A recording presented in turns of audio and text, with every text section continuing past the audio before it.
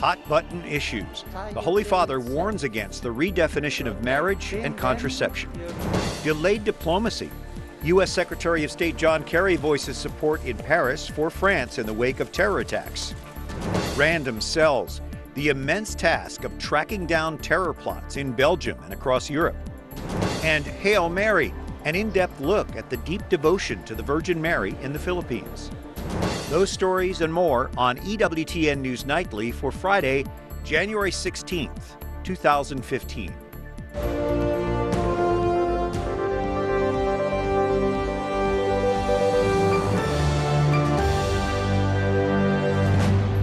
Good evening. Thank you for joining us. I'm Brian Patrick with your news now. Pope Francis makes some of his strongest statements to date against contraception and efforts to redefine marriage. The Holy Father warns that families are being threatened by forces working against the values of the Church. His remarks came during a meeting with families in Manila's Mall of Asia Arena today. He called for the faithful to resist ideologies that threaten the family.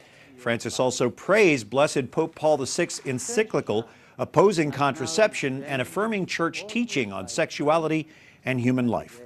The Pope's comments come after a controversial reproductive health bill was signed into law in the Philippines in 2013. That bill supports a population control program, including fully subsidized contraceptives under government health insurance. Pope Francis urged Filipino leaders to reject the corruption that has plagued the Asian nation for decades. He encouraged them to work to end the scandalous poverty and social injustices that afflict the Filipino people. Nearly a quarter of the population lives in poverty there. Francis spoke to President Benigno Aquino III and other national leaders. President Aquino has been critical of the Catholic Church over clerical sexual abuse.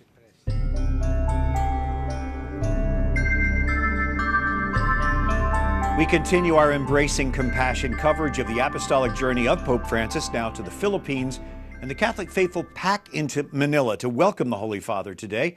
Clergy and religious join Francis for Mass at Manila's Cathedral of the Immaculate Conception. A national holiday has been declared for the papal visit.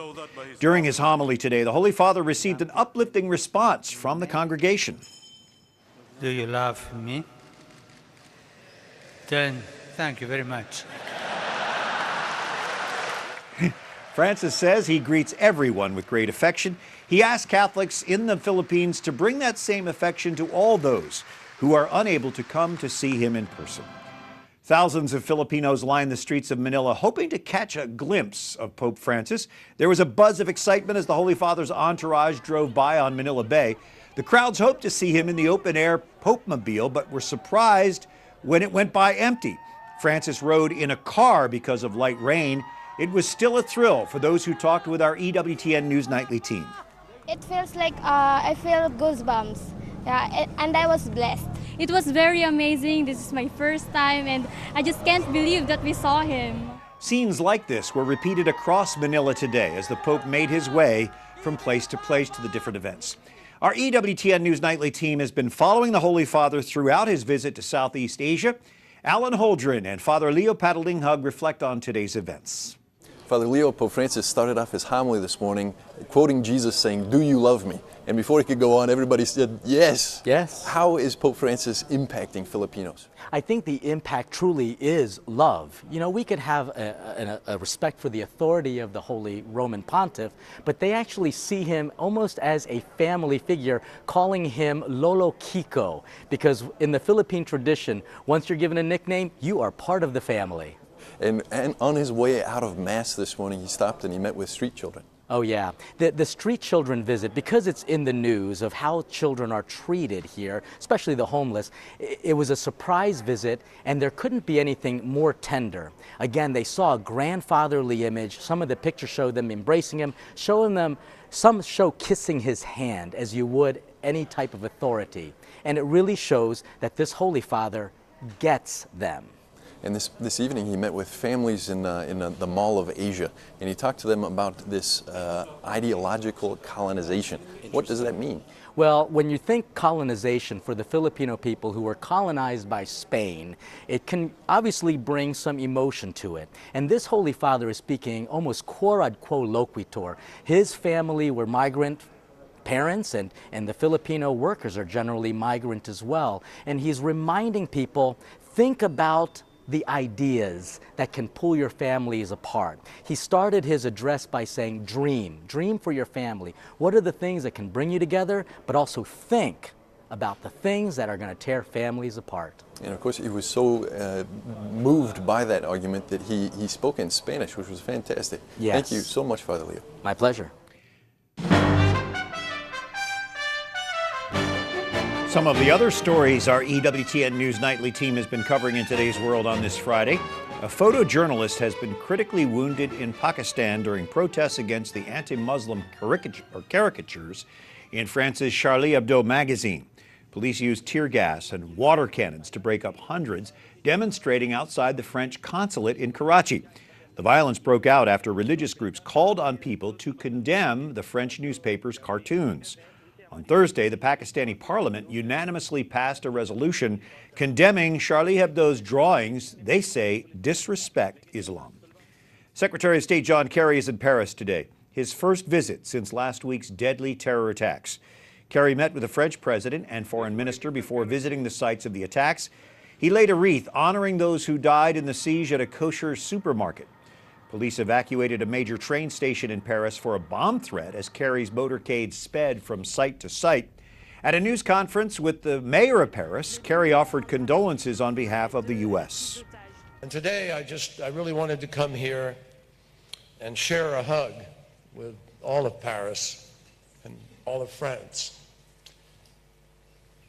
I wanted to express to you personally the sheer horror and revulsion that all Americans felt for the cowardly and despicable act. Kerry's trip comes amid lingering criticism the Obama administration failed to send a cabinet-level official to last Sunday's Unity March. The Paris event attracted some 40 world leaders and more than 1 million demonstrators. Dozens of suspected terrorists are jailed in Europe tonight, arrested just before a planned major attack. The raid comes as President Obama meets today with British Prime Minister David Cameron here in Washington. Jason Calvi is at the White House tonight with more. Jason? Brian, the meeting here at the White House comes 1 week after that deadly rampage in Paris. It comes as an Ohio man in Ohio is behind bars on charges he plotted to attack the Capitol. Now these two world leaders are coming together pledging to fight terrorism. Belgian officials say they stopped a major and imminent terror attack yesterday and arrested 12 people, while 2 suspects died. Terrorism expert David Garenstein-Ross has been watching the developments this week. According to prosecutors, this is the Islamic State sending fighters back into Europe specifically with the purpose of carrying out attacks. If that's correct, that's an escalation for the organization, and it may be an indication that they're going to try more external operations of the kind. In addition to Belgium, police in Paris arrested at least 12. Prosecutors say they helped with the terror attacks in Paris last week. We face a poisonous and fanatical ideology. Today, British Prime Minister David Cameron and President Obama laid out ways to fight that poison. We both recognize that intelligence and military force alone is not going to solve this problem, so we're also going to keep working together on strategies to counter violent extremism that radicalizes, recruits, and mobilizes people, especially young people, to engage in terrorism. Garenstein-Ross says social media has changed how that radicalization process works. And so an individual may find that where once it took a group to radicalize you, now you can play that role without anybody being there physically, but instead being in proximity to very much like-minded people via the internet. The two world leaders discussed expanding monitoring of terrorist social media. The Prime Minister is asking tech companies to give governments more access to encrypted communications. I know that some of these plots that get prevented, the lives that get saved, there is a very real connection between that and the capabilities that our intelligence services within the law use to defend our people. And the two countries will be launching a joint mission to fight cyber threats. They'll be testing their abilities to handle those threats with cyber war games. Brian? Thank you. Jason Calvi at the White House tonight. Coming up, devotion to the Virgin Mary in the Philippines is a story in itself. We'll have it for you. And no wonder so many of us got sick. The CDC says this year's flu vaccine isn't very effective.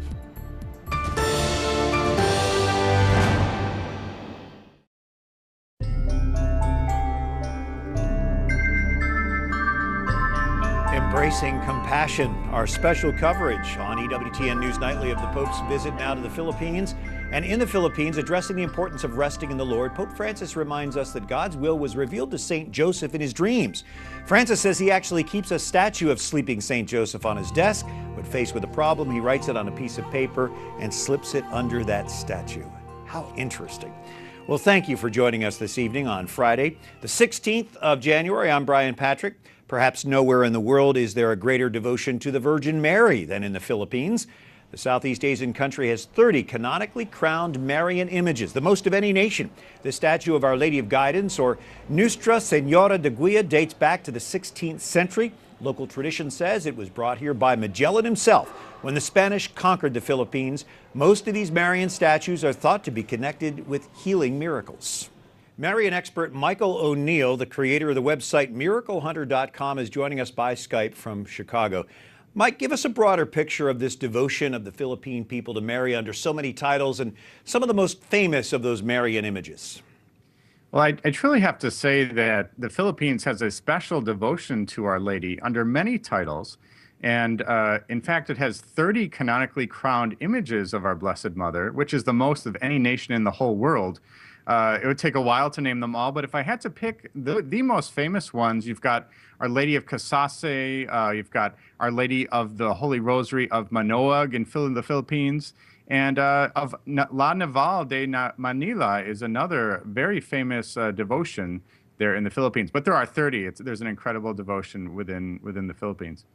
And there are many traditions that are attached to these images. How historically authentic are the images, like in terms of how far they date back, and how much of that is more tradition or even myth? Well, I think there's going to be a big mix there, and especially dating back to the ones that are from the 15th, 16th, and 17th century. There are a lot of legendary stories that fall in there, but the miracles that people bring their faith in devotion when they honor Our Lady, and miracles are very real, and those miracles happen even today. So are there any specific miracles that you are aware of as the miracle hunter that could be connected with one or more of those images? Thing about a lot of these miraculous statues and the shrines that are built around them, they're nothing like Lourdes, for example, where they have a commission, a medical commission that actually validates these miracles. So there isn't a great tradition of scientific surrounding these miracles. But throughout the ages, there have been many legends, stories, and in fact, leading up to this day, there are a great number of miracles that people claim when they come to Our Lady in devotion to these statues. So there isn't a great scientific record behind it, but people still come to this day to those images. All right, our Skype connection is a little bit iffy here today, but we're getting the message. And finally, how does the Pope's visit, do you think, authenticate this sincere Marian devotion among the Philippine people? Wonderful things about this pontiff and a lot of the previous popes is his great devotion to Our Lady. And you've seen that in many times throughout his pontificate, in which he has offered prayers to Our Lady, sought her help in times of need. And that is a thing that's all over the Philippines itself. So his great Marian devotion is no doubt appreciated, and his visit to the Philippines has really brought Marian devotion to the forefront. All right, the creator of miraclehunter.com, Michael O'Neill, joining us by Skype from Chicago. Thank you, Mike. Thanks so much. And a late-breaking Chicago, or rather Friday story, the Supreme Court announced today it will decide whether same-sex couples nationwide have a legal right to marry under the Constitution. The number of states that permit so-called same-sex marriage has nearly doubled in 3 months by way of federal and state court rulings. The case will be argued at the High Court in April. A decision is expected by late June. The Archdiocese of St. Paul, Minneapolis filed for bankruptcy protection today. Archbishop John Nienstedt says he believes this is the fairest and most helpful recourse for clergy sex abuse victims and survivors. In a letter released today, the Archbishop says there is still a long journey ahead to restore trust through humility. He says filing bankruptcy is an important step forward. The mission of the Church and its operations in that archdiocese will continue through bankruptcy proceedings. 7 vicariate welcoming masses are being celebrated for Chicago's new Archbishop, Blaise Cupich, through next month. A reception will be held after each Mass so parishioners can get to meet their new shepherd. The third welcome Mass was held just last night. Supich was installed as Archbishop of Chicago in November, succeeding Cardinal Francis George. This was the first major appointment of Pope Francis in the church here in the U.S. Well, this year's flu vaccine is one of the least effective in a decade. A report by the Centers for Disease Control and Prevention finds it's only 23% effective. The poor showing is mainly because the vaccine doesn't include the bug that's making most of us sick this year. The CDC says certain people should still get flu shots and take additional steps for protection from the flu. 6 congressional Democrats traveled to Cuba this weekend. It is the first congressional delegation to visit Cuba since the president recently announced efforts to try to normalize relations between the two countries. The lawmakers will meet with Cuban government officials and diplomats through the weekend. They say they hope to find out how Cuba intends to improve its diplomacy with the U.S. The delegation arrives in Cuba tomorrow and returns to the U.S. on Monday. Up next, we visit one of the Philippines' oldest universities where students comment on a visit from the Pope. And a Manila celebrity chef prepares a feast for Francis.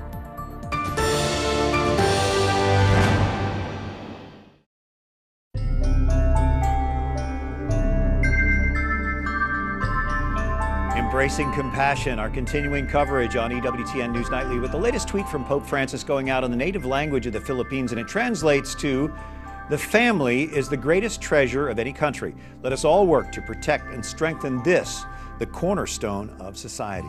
It's great to have you with us on this Friday afternoon. I'm Brian Patrick, and as our global coverage of the Pope's travels wraps up next week, it is followed immediately by the National March for Life here in Washington.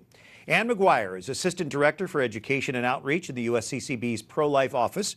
The March for Life is coming up next week, and the bishops are launching a digital pilgrimage, a novena, 9 days for life. Tell us about the program. Yes, thank you. The bishops are indeed launching this digital pilgrimage, and it's an opportunity to join in solidarity with the unborn, with victims of violence, with those who are suffering, the vulnerable, and also to pray for all of these people and the protection and respect for all human life. It's a great idea. What resources are they making available to people to remind us to pray and then to spread the word about the novena?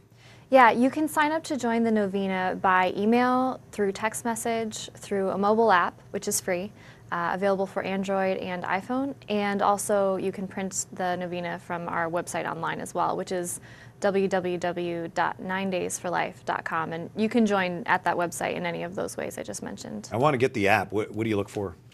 It's on our page. There's a little icon both for the Google Play Store and for the iTunes Store. Good. And then it takes you to each of those respective websites, and you can download it there. There is a good use for my smartphone. So the invitation to pray to respect life comes directly from our shepherds, our Catholic bishops. What do they hope will come from this?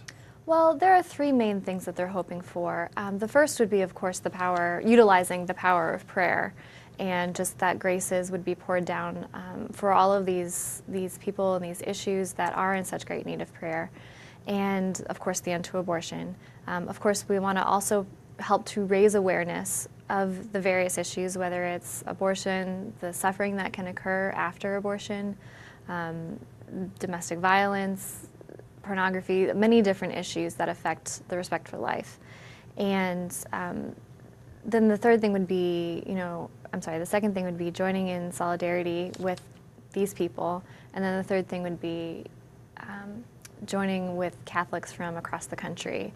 And some people do join internationally as well. So it's a really neat moment to join in a tangible way and to experience the universality of the Catholic Church. It is a tragic anniversary that we remember, but it certainly has brought us together in a very special way. From the USCCB's Education and Outreach, Ann McGuire, thanks for joining us tonight. Thank you.